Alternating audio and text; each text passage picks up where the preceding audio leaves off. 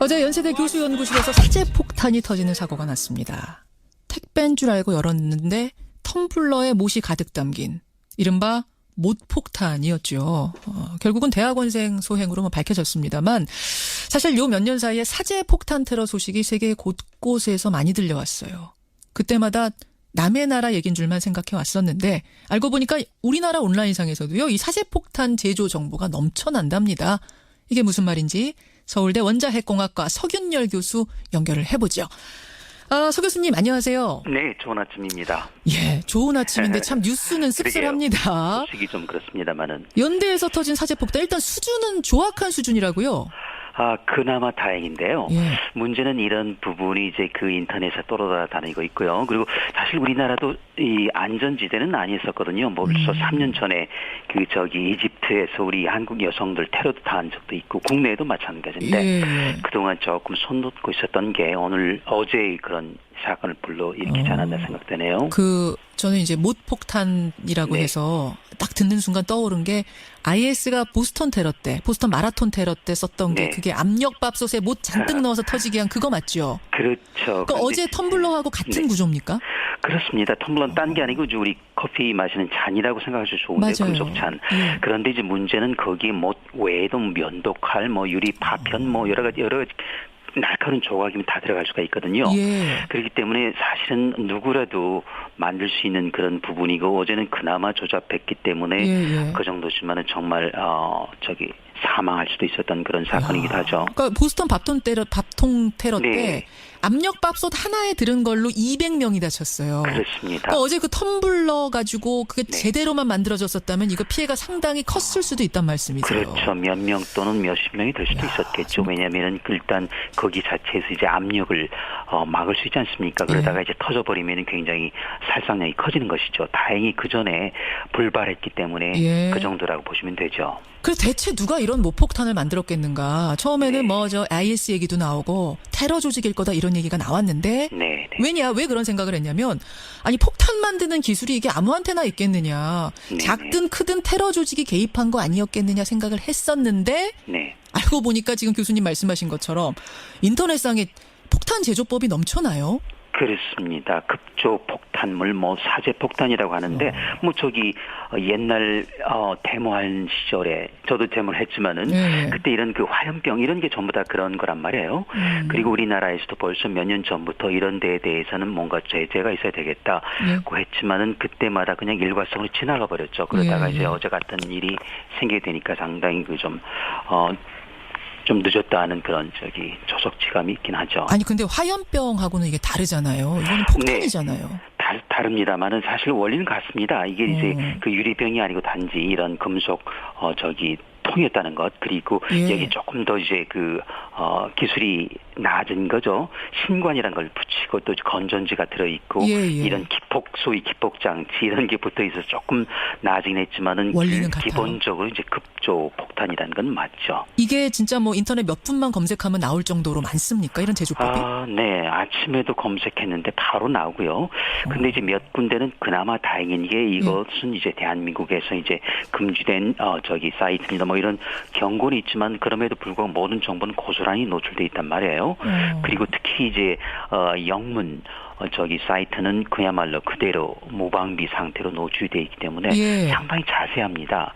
그게 이제 경고를 주는 것이죠. 그러니까 우리가 통제할 수 없는 사이트, 우리 정부가 통제할 수 없는 그 외국 사이트를 통해서 이게 번져나가는 건 어떻게 할 수가 없는 상황인 거군요. 맞습니다. 중국이 예를 들어서 구글을 전부 통제하는 것처럼 그렇게 할 수는 없는 거라서 이거는 근본적으로 대책은 이제 우리 국민께서 양지를 하시고 자제를 하는 것. 그렇지만은 우리도 사실은 이제 회교도 사실 늘어가고 있지 않습니까? 그리고 그래서 경우에 따라서는 이번 사건은 이제 그게 아니라는 게 거의 확실하긴 하지만은 앞으로 있을 수 있는 거에 대해서는 예방적인 조치를 취해야 되겠죠. 그러니까 이번 범인은 공대생이었어요.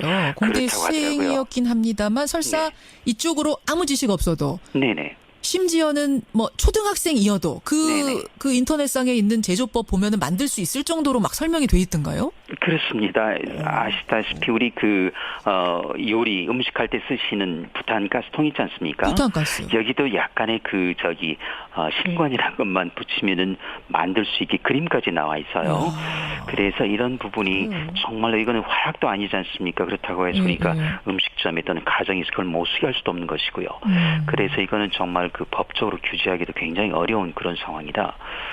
쉽지 않은 문제이고 이제 우리 대한민국도 테러에 대해서 이게 단순한 대학원생과 교수의 관계로 밝혀지긴 했지만 그보다는 좀 더 강범위에서 이제 나와야 될 시점이 이런 것 같아요. 그러고 보니까 우리나라에서도 이런 일이 없었던 게 아니에요. 지금 기억나는 거는 그 오페산 터널의 네네. 총기 사건. 네네. 그게 사제총이었고 그 사람 잡고 보니까 그 안에 사제 폭탄도 들어 있었잖아요. 그렇죠. 그것도 있지만 이제 벌써 3년, 4년 전에도 그런 사설이 나올 만큼 사회적인 그 문제가 됐었거든요. 그런데 그때만 하더라도 이제 일과성으로 지나가 버리고 그리고는 또 이제 잊고 있었던 차의 어제 같은 그런 사건이 일어난 것이죠. 교수님, 이거는 진짜인지 아닌지 제가 몰라서 좀 확인드리려고 하는데 이번엔 이제 모폭탄입니다만 그렇죠. 다른 종류의 폭탄 제조법도 상당히 무방비로 지금 노출돼 있다. 심지어 핵폭탄 제조법도 유통되고 있다. 이게 교수님이 지금 원자핵공학과시죠? 그렇습니다. 이 사실입니까? 네, 그래서 제게 전화를 하신 것 같은데요. 저도 사실 그런 말씀을 드렸고요. 그게 또 사실이고 웬만한 공대생이면은 이제 물론 암호화되어 있는 부분도 있긴 하지만은 제가 보더라도 금방 그 설계 도면이 눈에 보인단 말이에요. 그렇다면은 만약에 재료만 있다면 그러니까 지금 같은 경우도 작심하고 재료만 구하려고 한다면 제법 성능이 좋은 그러니까 몇십 명이 아니면 몇백 명, 몇천 명까지 갈 수 있는 그런 폭탄을 어느 누구라도 굉장히 짧은 시간 동안에 아무 문제 없이 제조를 해서 어딘가 은밀하게 숨겨놓을 수가 있다는 것이죠. 아니 핵폭탄이 가능하다고요? 그 제조법 보면 그게 그럴 듯하다고요, 교수님 보시기에? 네, 그렇습니다. 단지 이제 한 가지 다행인 거는 재료가 원료를 못 쉽지 구하죠. 않죠. 그렇습니다. 우라늄, 됐건 플루토늄 그거는 이제 다른 부분이긴 하지만은 이런 부분이 만약에 그런 테러리스트 아예 있을 수도 회교도 우리나라도 이제 들어와 있으니까요. 그런 사람들의 손에 넘어가면은 이제 쓰이지 말라는 법이 없는 것이죠. 양이 이제 굉장히 많이 줄어들었어요. 전에는 몇십 킬로그램이었지만 지금 몇 킬로그램 가지고 1킬로그램 가지고 만들 수 있는 세상이 됐기 때문에 우리가 마음을 놓고 있을 수는 없는 상황이죠. 설계 도면이 지금 전문가 보시기에 정확한 것들이 돌아다닌다. 원료가 정말 나쁜맘 먹은 테러리스트 손에 들어가면 이게 큰일 난다 이런 말씀. 그렇죠. 이걸 왜 전 세계적으로 안 막습니까 그러면? 온라인을 좀 막으면 안 돼요 이런 건? 네, 일단 핵폭탄 같은 경우는 이제 많은 노력을 해가지고 우리가 잘 막고 있는데요. 이런 아까 말씀드렸던 휘발유가 됐건 시너가 됐건 또는 부탄가스가 됐건 알코올이 됐건 이런 것들 심지어 질소 비료 이런 것도 원료가 될 수가 있단 말이에요. 화약이 될 수가 있기 때문에 이런 거를 광범위하게 막게 되면은 이제 상업 활동에 제한이 걸리는 것이죠. 상업적인 활동. 그래서 이거를 이제 우리가 신분 확인하고 하는 노력을 미국에서는 하기 시작했습니다. 왜냐하면 거기는 총기 사고가 연달아 일어나기 때문에. 근데 우리나라에서는 그런 거를 이제 생각해야 될 시점이 됐다고 보는 것이고 부디 이번에 일과성으로 넘지 말아야 될 것 같습니다. 기술력에 대한 기술력에 비해서 규제가 약하다 보니까 우리나라가 그렇습니다. IS 먹잇감이 될 수도 있다. 이건 무슨 얘기예요? 왜냐면은 아까 잠시 말씀드렸지만은 우리가 소위 IS 이슬람 또는 회교의 목표물에서 벗어나지 않는다는 게 이 주적이 미국 아니겠습니까? 그렇지만 미국의 동맹국, 한국도 그중에 굉장히 강력한 우방 아니겠습니까? 그렇기 때문에 아까 잠시 말씀드렸는데 3년 전이라고 기억하는데 우리나라 관광객들이 이집트 시나이 반도에서 아마 테러를 당했을 겁니다. 그런데 우리가 또 잊어버린 것이죠. 그래서 우리도 절대 IS 이슬람 소위 테러 공포에서 자유롭지는 않다. 파리에서 나고 런던, 뉴욕에서 나는데 서울이 안전지대라고 할 수는 없겠죠. 그런 말씀이시군요. 뭐라도 대책이 필요해 보이는데 이거 사제폭탄 원료가 될 만한 물질들을 유통시키지 못하게 막는다든지 이런 대안이라도 마련해야 되는 거 아닌가요? 그렇습니다. 근데 이게 아까 말씀드렸다시피 이게 비료 또는 음식물을 덮이는 이런 거기 때문에 그게 쉽지가 않습니다. 예를 들어서 구매하는 사람마다 이게 신분증 확인할 수도 없는 거죠. 우리 신분증 가지고 알 수도 없는 것 아니겠습니까? 그럼 어떻게 합니까, 교수님? 그래서 대안이 있는 거예요? 이제 민관 합동 감시 기능이라고 할 수 있는데 이게 말처럼 쉽지가 않아요. 그래서 뭔가 이제 이번 특단의 대책을 세울 때가 된 것 같고 우리가 아마 머리를 맞대고 뭔가 대책을 마련해야 되겠다. 아마 미국처럼 총기 단속처럼 뭔가 이런 부분도 단속할 수 있는 법이 알겠습니다. 결국은 이 형을 무겁게 내려야 되겠죠. 그러니까 엉뚱한 대학원생 하나가 네, 저지른 그러게 말입니다. 어떤 소동 이러고 넘어갈 게 아니라 아닙니다. 예, 총체적으로 한번 점검을 해봐야 될 그렇습니다. 시점이 아니냐라는 네. 지적이셨어요. 고맙습니다. 네, 고맙습니다. 예, 서울대학교 원자핵공학과 석윤열 교수였습니다.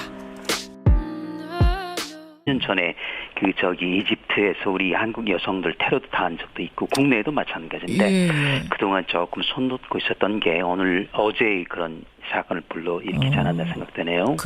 저는 이제 못 폭탄이라고 네. 해서 딱 듣는 순간 떠오른 게 IS가 보스턴 마라톤 테러 때 썼던 게 네. 그게 압력밥솥에 못 잔뜩 넣어서 터지게 한 그거 맞죠? 그렇죠. 그러니까 근데 어제 텀블러하고 같은 네. 구조입니까?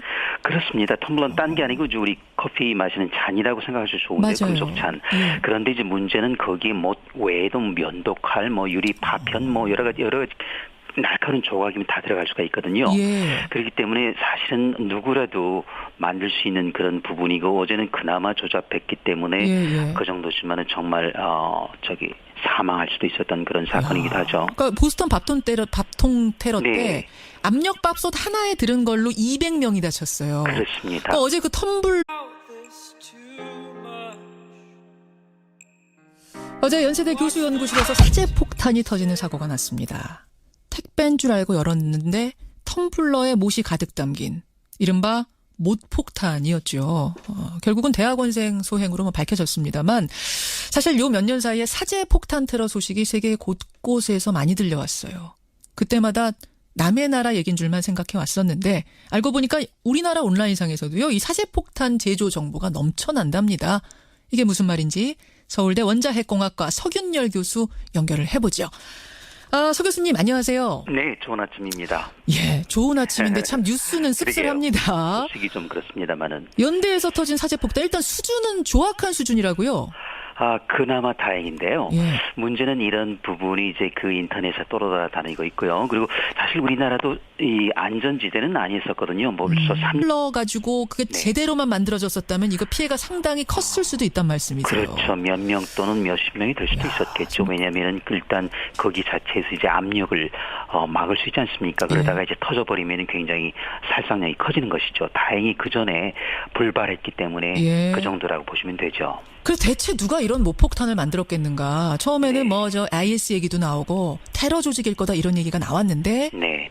왜 그런 생각을 했냐면 아니 폭탄 만드는 기술이 이게 아무한테나 있겠느냐. 네. 작든 크든 테러 조직이 개입한 거 아니었겠느냐 생각을 했었는데 네. 알고 보니까 지금 교수님 말씀하신 것처럼 인터넷상에 폭탄 제조법이 넘쳐나요. 그렇습니다. 급조 폭탄물, 사제 폭탄이라고 하는데, 옛날, 데모한 시절에, 저도 데모를 했지만은, 네. 그때 이런 그 화염병, 이런 게 전부 다 그런 거란 말이에요. 그리고 우리나라에서도 벌써 몇 년 전부터 이런 데에 대해서는 뭔가 제재가 있어야 되겠다고 했지만은, 그때마다 그냥 일과성으로 지나가 버렸죠. 그러다가 이제 어제 같은 일이 생기게 되니까 상당히